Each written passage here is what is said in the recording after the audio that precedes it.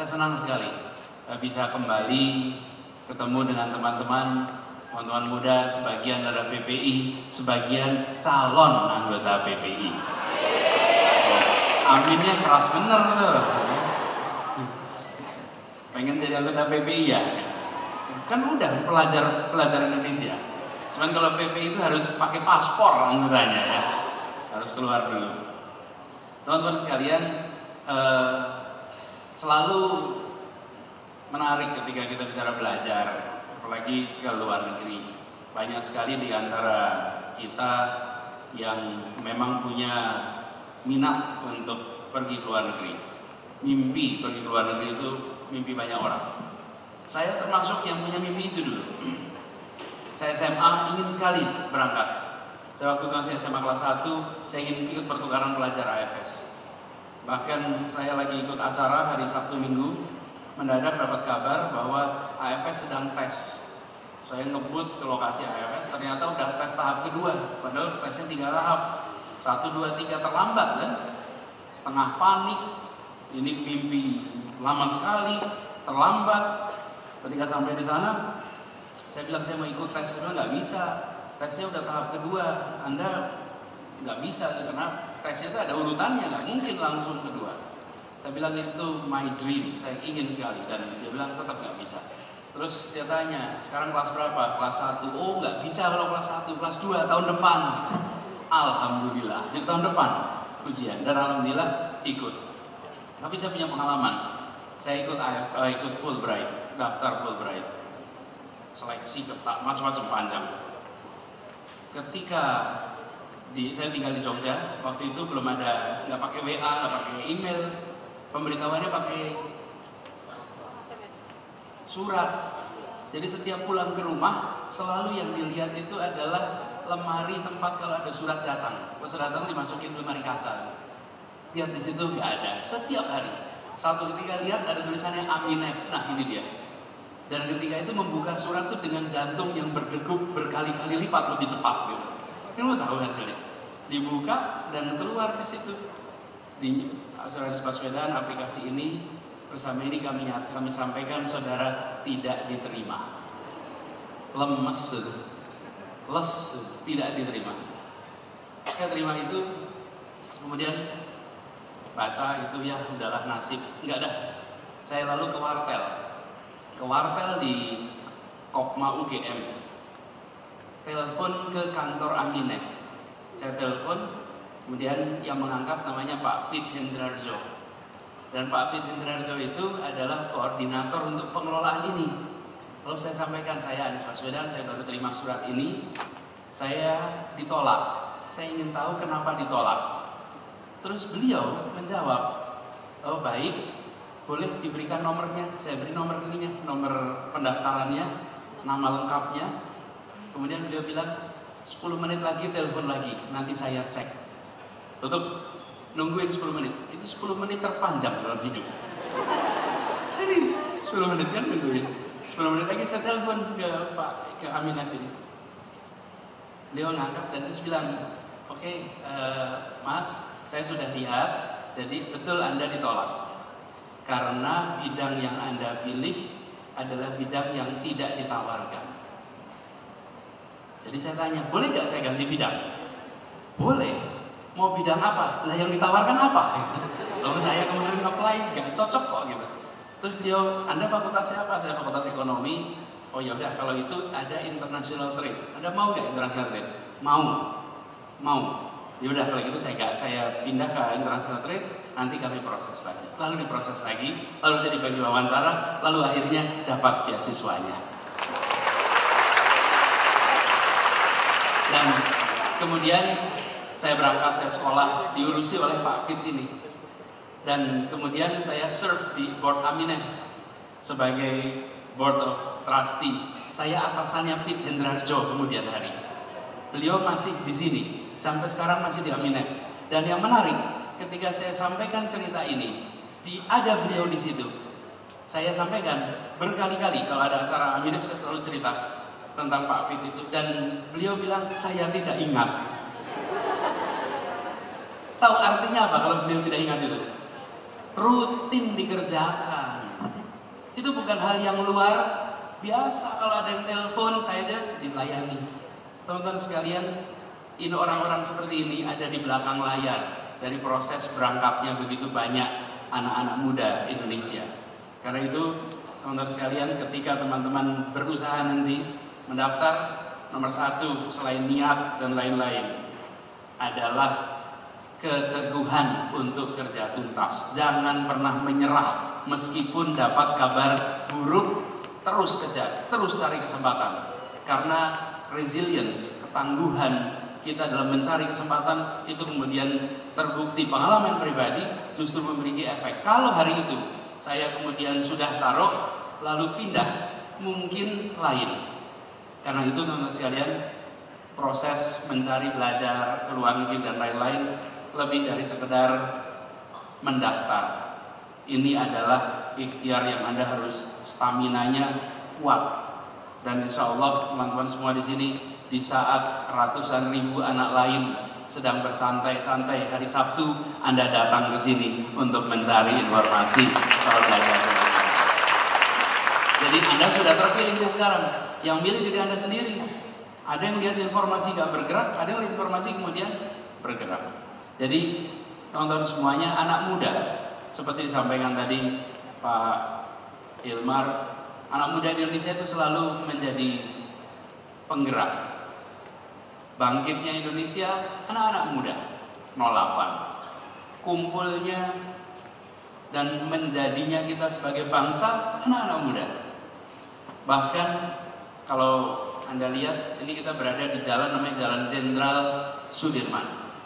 Beliau adalah seorang guru SMP yang kemudian menjadi panglima perang.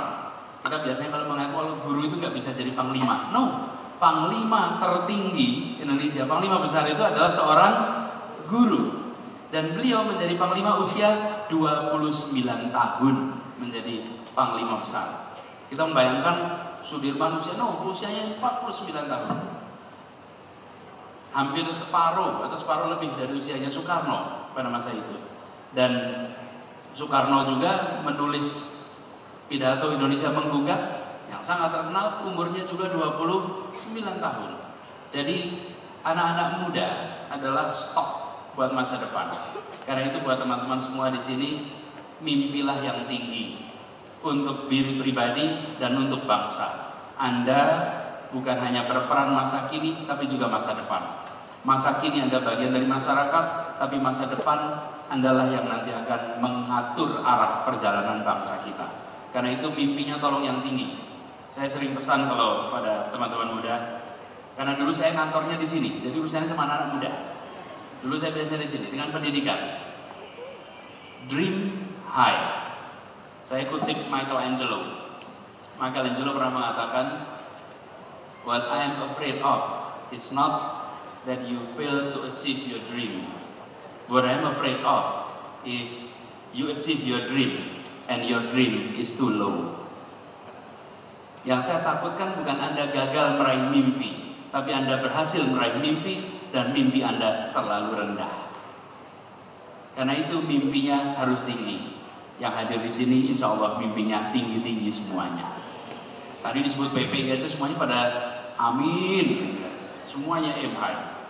Teman-teman semua, saya ingin sampaikan saja buat teman-teman yang akan berniat untuk meneruskan sekolah. Saya ingin pesan beberapa.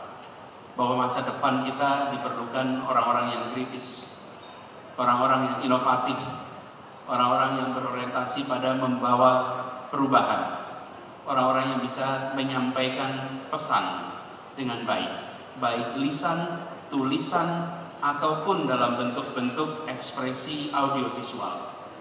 Ini nampaknya sederhana, tapi saya ingin garis bawahi bahwa masa yang akan Anda miliki berbeda dengan masa kami. Kita ini adalah orang-orang abad 20, Anda adalah orang-orang abad 21. Dan Anda akan hidup di era yang amat berbeda dengan era kita. Jangan sampai ketika Anda berencana belajar, Anda berencana untuk sekolah, Anda berpikirnya seperti berada di abad 20.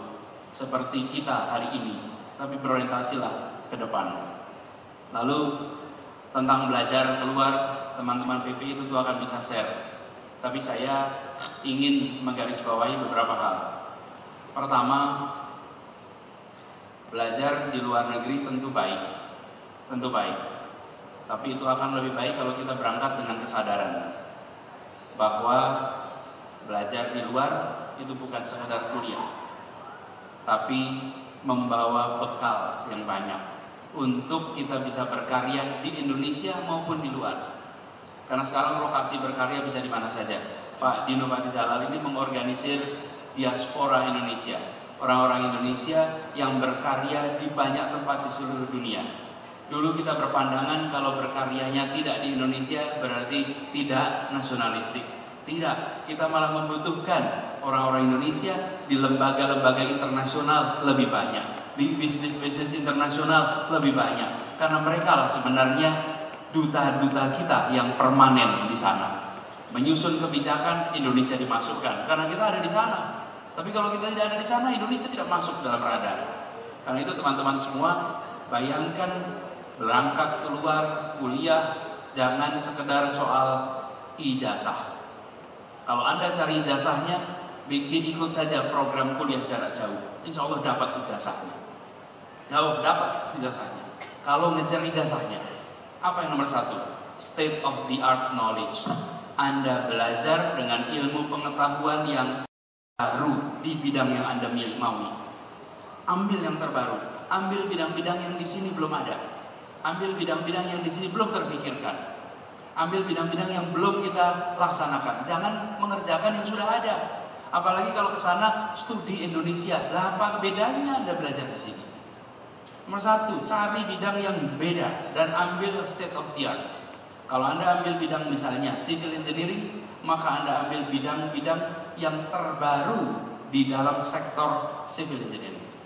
Yang kedua, bangun network yang luas. Jangan sampai di sana bertemannya dengan teman-teman dari Jakarta, teman-teman dari Indonesia. Lalu apa yang terjadi? Nanti Anda terisolasi di tempat masyarakat yang luas. Justru bangun jaringan pertemanan. Saya perhatikan salah satu faktor penyebab terampil dalam networking internasional adalah ketika pada masa mudanya terbiasa dalam komunitas internasional. Anda mau contoh depan saya nih, Pak Dino Patijalal. Boleh beri tepuk tangan untuk beliau. Kenapa? Loh, beliau itu ditaruh di forum internasional nyambung. Kenapa? Ya karena skill itu nempel di badannya. Bisa ketemu siapa saja, kapan saja, tak ada kesungkanan. Tapi kalau Anda selama kuliah di sana, carinya dengan orang Indonesia saja, maka nggak tumbuh tuh skill Anda untuk networking internasional. Ketemu orang kikuk nanti. Ketemu orang Indonesia nanti aja, stok Indonesia masih banyak. Nanti pas Anda pulang bisa ketemu orang Indonesia lagi. Tapi ketika di sana justru tidak. Bertemanlah dengan mereka yang lintas bangsa, lintas bahasa. Maka skill itu akan tumbuh. Kemudian yang ketiga, bagi Anda juga selama kalau Anda belajar, expose diri Anda dengan hadir di berbagai acara yang relevan. Jangan cuma acara Indonesia. Kalau Indonesian Night datang, kalau makan-makan Indonesia datang, Lebaran kumpul. Jangan cuma itu saja. Justru Anda harus lebih datang pada konferensi-konferensi. Dan pesan saya buat Anda semua yang berangkat, kalau nanti insya Allah Anda berangkat, bawa kartu nama. Buat kartu nama. Untuk mengenalkan diri Anda, ya. Tapi lebih penting lagi untuk minta kartu nama. Ya, kita ini bisa tahu nih, kalau orang networking antara pemula dan yang matang. Kalau yang pemula itu datang bilang gini, boleh minta kartunya Pak? Nah ini pemula ini. Kalau yang sudah matang, Pak ini kartu saya. Otomatis saya harus memberikan kartu saya.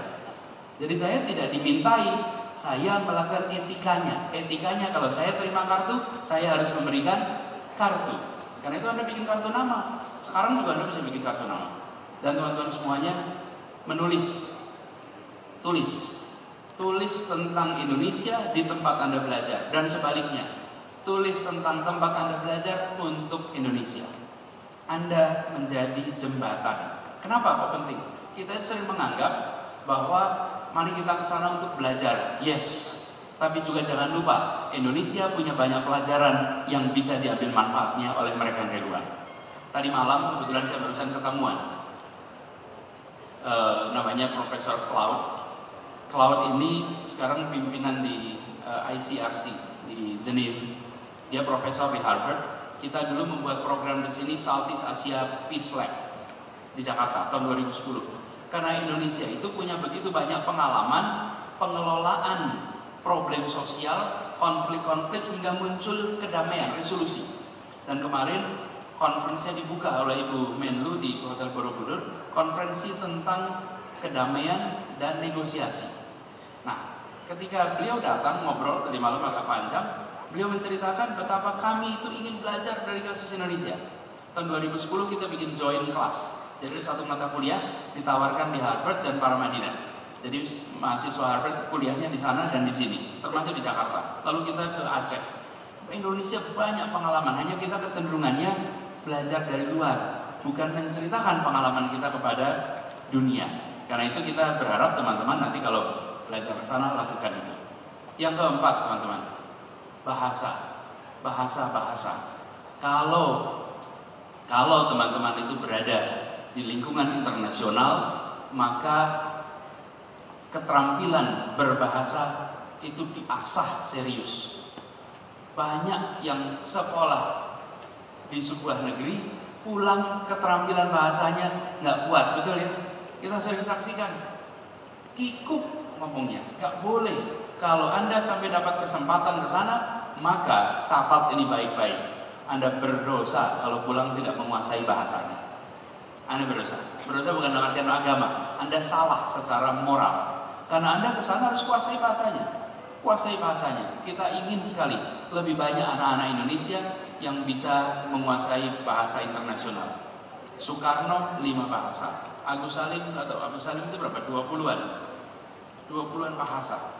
Natsir 7 bahasa. Tokoh-tokoh muda pendiri Republik ini itu polyglot semua. Polyglot semua. Tapi kita jangan sampai. Lalu tonton semuanya itu bisa didapat di sana. Tapi hari ini sesungguhnya sebagian besar dari itu bisa kita lakukan di Indonesia. State of the art knowledge Anda bisa lakukan. Karena itu saya mengajak kepada semuanya boleh berusaha untuk berangkat. Kalaupun Anda tidak berangkat karena banyak faktor yang lain, maka di sini pun Anda bisa mendapatkan yang saya sampaikan tadi. Bisa mendapatkan. Sangat bisa. Perlu keberanian aja. Dan perlu kemauan. Saya cerita pengalaman pribadi. Ini saya baru pulang dari Amerika, di Jakarta. Saya tidak kenal siapa-siapa. Saya tinggalnya dari Jogja, nggak tahu banyak di kota ini. Lalu bagaimana saya harus networking? Saya nyambung, hadir di acara-acara. Ada seminar Anda datang, ada conference Anda datang. Anda lihat ada conference nasional Anda datang. Untuk apa? Networking, membangun jaringan. Jadi di Jakarta tidak banyak kota di Indonesia yang punya kesempatan networking sebesar Jakarta. Tapi kebanyakan dari kita nggak melakukan networking. Kalau Anda datang ke seminar, dengerin seminar, nggak network dengan pembicaranya. Kalau di sini misalnya ada Pak Dino, ada Pak Hilmar, ada Bu Harti, Anda pulang itu harus bawa kartu nama mereka. Harus bawa kartu nama mereka. Ada minimal kecatat. Rugi betul kalau Anda cuma dengerin jarak jauh. Saya baru pulang dari Amerika, datang di Jakarta 2005, itu yang saya kerjakan. Datang seminar, datang conference, ngobrol, diskusi. Karena I know nobody. Saya nggak kenal siapa, nggak tahu banyak orang. Saya bukan orang Jakarta, saya tidak tumbuh di kota ini, tapi saya harus nyambung dengan semuanya. Dari pengalaman pribadi, tidak harus Anda berada di luar. Di sini pun Anda bisa lakukan. Aktiflah pertemuan apa saja Anda datang. Dan berita-beritanya ada. Ada Facebook, ada Twitter, ada Instagram yang mengabarkan acara-acara yang punya potensi networking buat Anda. Poin saya adalah begini. Belajar keluar is good. It's not bad. It's good. Tapi bila Anda tidak ada kesempatan itu bukan the end of the world. Itu bukan akhirnya. Anda punya kesempatan di Jakarta yang Anda bisa kapitalisasi yang luar biasa. Dan termasuk penguasaan bahasa. Bung Karno pernah tidak sekolah di luar negeri? Pernah tidak? Tahu nggak di sini? Pernah nggak Bung Karno keluar? Nggak pernah. Yang luar negeri sekolah ada Bung Hatta, Sahrir di Belanda. Bung Karno nggak pernah. Bahasa Inggrisnya lancar tidak? Lancar. Belandanya otomatis. Bisa bahasa Jerman. Dari mana? Ya belajar di sini. Dan waktu itu belum ada alatnya. If there is a will, there is a way. Karena itu pastikan Anda punya kemauannya. Jadi pesan saya pada semua teman-teman di sini, persiapkan bisa kuliah di sana baik, tapi kalau tidak di sini pun insya Allah tidak kalah baik. Bahkan kalau mau ke perpustakaan, perpustakaannya Kemdikbud nggak kalah baik dari perusahaan-perusahaan lainnya. Mampir ke tempat ini sambil promosi perpustakaan. Karena tidak banyak perpustakaan di Jalan Jenderal Sudirman, karena itu sayang-sayang kalau tidak dimanfaatkan. Jadi buat teman-teman semua, saya menyambut baik ikhtiar PPI, dan buat teman-teman PPI, saya berharap yang masih kuliah di luar, sering-seringlah berbagi pengalaman pengetahuan di sini supaya jadi inspirasi. Bagi PPI, buat rekaman tentang kampus Anda. Direkam sebentar aja. Kampusnya, perpustakaannya, ruang kuliahnya, masukkan di dalam rekaman beberapa menit. Lalu kirimkan kemana? Kirimkan ke SD Anda, SMP Anda, SMA Anda. Sambil dikasih pesan, terima kasih untuk guru-guru yang sudah mendidik saya sehingga bisa belajar di negeri orang. Kasih pesan itu. Sekaligus buat adik-adiknya itu inspirasi. Saya ingin bisa seperti dia. Saya ingin bisa berangkat dan belajar. Anda ambil laboratoriumnya, video-videoin sebentar aja, kirimkan ke sekolah. Yang sering hilang di ruang-ruang kita sekarang ini bukan pengetahuan, tapi inspirasi. Karena itu hadirlah untuk memberikan inspirasi. Itu aja dari saya. Sekali lagi selamat untuk workshop bersarasehan. Insya Allah dari teman-teman semua akan bisa bukan meraih yang dicita-citakan. Insya Allah Anda bisa melampaui yang dicita-citakan. Terima kasih. Assalamualaikum warahmatullahi wabarakatuh.